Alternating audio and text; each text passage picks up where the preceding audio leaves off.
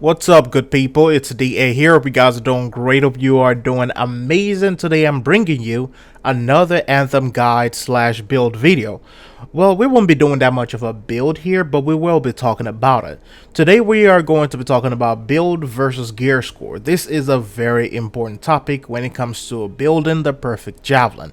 But before we get into that, I just want to say that Anthem has entered into EA's Origin Vault, which is basically EA's very own live service.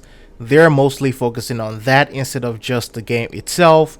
They want to have as much games in there, and I think that's what they've been doing for the past few years and what they will continue to do for the next few years as well. So you can think of it as EA's Netflix and Hulu service. It doesn't matter if the game is good or bad, they just want to have it in there. So this is one of the age-old questions about build versus gear score. In Destiny, you often have this argument in the past, and it all comes down to build over power level. But then, when you look at some of the back ends of things, the devs also made power level more significant by tying it to your PvE damage and PvE resistance. That way, a lot of activities have a power level requirement, and that is also one of the things that you will sometimes see in game modes like Gambit and Iron Banner. In Anthem, we have something that is quite similar. In Grandmaster 1, it requires an epic javelin. In Grandmaster 2, requires a masterwork javelin. And in Grandmaster 3, it kind of requires a legendary javelin, but you can still do it with a masterwork javelin. This is because resistance and damage is built into the gear score itself. So if you don't meet some of these requirements, you could suffer a lot, take more damage, or even deal less damage. Now, I said you could. And the reason I said that is because gear score isn't really everything. And I know some people will disagree with me in here. If you're looking to compare an epic javelin versus a masterwork javelin, then sure, the gear score is highly important because of a lot of the intrinsic perks and the added bonuses that you will see on masterwork and you will not see on epic gear.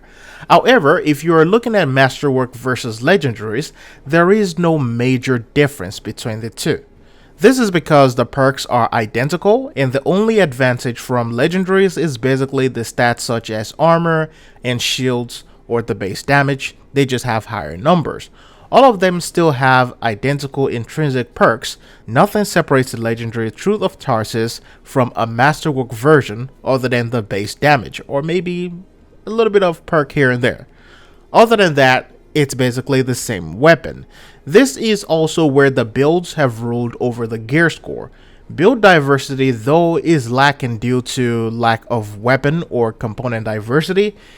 Build diversity is still better due to the amount of combinations and setups that you can make, and considering the facts that masterworks are a lot easier to find, you can make the perfect build just using all masterwork components. The fact that combos are huge in this game also means that you can deal more damage as a masterwork ranger. You can prime target and then you can detonate with a powerful combo. Where you're looking at all this, the utility in the latest component mods have also bolstered the build diversity that we have in the game compared to when the game was launched. This means that you can now focus on a specific type of weapon and build around it. You can now use a shotgun component, combine that with other shotgun and weapon stats, and then you can also combine that with a specific element to deal the optimal damage. Yes, a higher gear score is nice. However, it's also about knowing how to use it and when to use it. The relationship between gear score and builds is like that old saying, it's not all about the size of the boat, it's about the motion of the ocean. Now, if you happen to have a higher gear score, which is the size of the boat, and a good build, which is the motion of the ocean, then you can count yourself a lucky guy or a lucky girl. So in the end, I would advise that you focus on the builds first, then make the gear score the second priority. As always, thanks for watching. Hope you find it interesting and also informative. It's DA signing out. I'll see you in the next one.